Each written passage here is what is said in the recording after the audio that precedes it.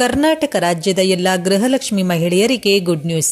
ರಾಜ್ಯ ಸರ್ಕಾರದ ಪಂಚ ಗ್ಯಾರಂಟಿ ಯೋಜನೆಗಳಲ್ಲಿ ಮುಖ್ಯವಾಗಿರುವ ಅತ್ಯಂತ ಪ್ರಮುಖ ಜನಪ್ರಿಯ ಯೋಜನೆಯಾಗಿರುವ ಗೃಹಲಕ್ಷ್ಮಿ ಯೋಜನೆಯಡಿಯಲ್ಲಿ ರಾಜ್ಯದ ಎಲ್ಲ ಎಪಿಎಲ್ ಮತ್ತು ಬಿಪಿಎಲ್ ರೇಷನ್ ಕಾರ್ಡ್ ಹೊಂದಿರುವ ಎಲ್ಲ ಕುಟುಂಬದ ಮಹಿಳಾ ಮುಖ್ಯಸ್ಥರಿಗೆ ಪ್ರತಿ ತಿಂಗಳು 2,000 ರೂಪಾಯಿಗಳನ್ನು ನೀಡಲಾಗುತ್ತಿದೆ. ಆದರೆ ಇಲ್ಲಿಯವರೆಗೂ ಒಟ್ಟು 20 ಕಂತುಗಳ ಹಣ ನೀಡಲಾಗಿದೆ.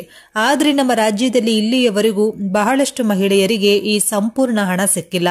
ಸ್ವಲ್ಪ ಜನರಿಗೆ ಅರ್ಜಿ ಸಲ್ಲಿಸಿದ 3-4 ತಿಂಗಳ ಬಳಿಕ ಹಣ ದೊರೆತಿದೆ. ಅಂತಹವರಿಗೆ ಇಲ್ಲಿಯವರೆಗೂ ಕೇವಲ 10 ಕಂತುಗಳು ಅಥವಾ 12 ಕಂತುಗಳ ಹಣ ಮಾತ್ರ ಸಿಕ್ಕಿದೆ.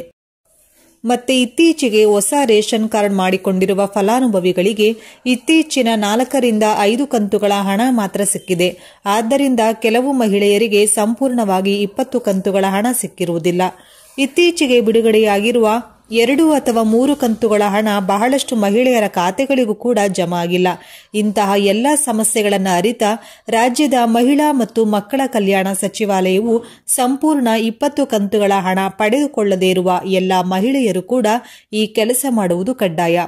ಈ ಕೆಲಸ ಮಾಡಿದ್ರೆ ನಿಮಗೆ ಇಲ್ಲಿಯವರೆಗೂ ಬಿಡುಗಡೆಯಾಗಿರುವ ಒಟ್ಟು 20 ಕಂತುಗಳ ಹಣ ನೇರವಾಗಿ ಬಾಕಿ ಉಳಿದಿರುವ ಎಲ್ಲ ಹಣ ನಿಮ್ಮ ಖಾತೆಗೆ ಜಮಾ ಆಗಲಿದೆ.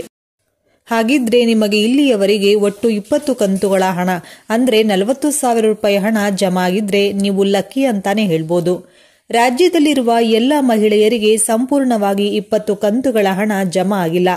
ಜಮಾ ಆಗದೇ ಇರುವ ಎಲ್ಲ ಮಹಿಳೆಯರಿಗೂ ಈ ಒಂದು ಸಣ್ಣ ಕೆಲಸ ಮಾಡುವ ಮುಖಾಂತರ ಬಾಕಿ ಉಳಿದಿರುವ ಎಲ್ಲ ಕಂತುಗಳ ಹಣವನ್ನ ನೇರವಾಗಿ ನಿಮ್ಮ ಬ್ಯಾಂಕ್ ಖಾತೆಗೆ ಪಡೆದುಕೊಳ್ಳಬಹುದಾಗಿದೆ.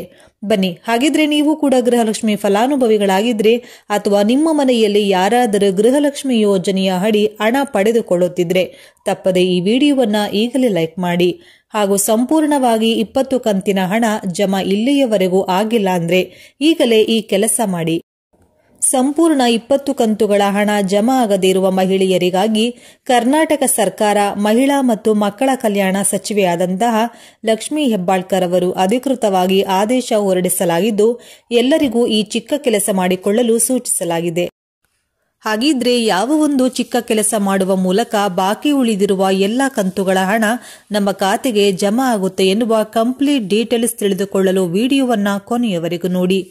ಈ ಯೋಜನೆಯಡಿ ಕುಟುಂಬದ ಯಜಮಾನಿ ಮಹಿಳೆಗೆ ಪ್ರತಿ ತಿಂಗಳು 2,000 ರೂಪಾಯಿ ಹಣವನ್ನ ಅವರ ಆಧಾರ್ ಲಿಂಕ್ ಆಗಿರುವ ಬ್ಯಾಂಕ್ ಖಾತೆಗೆ ನೇರವಾಗಿ ನಗದು ಜಮೆ ಮಾಡಲಾಗುತ್ತಿದೆ.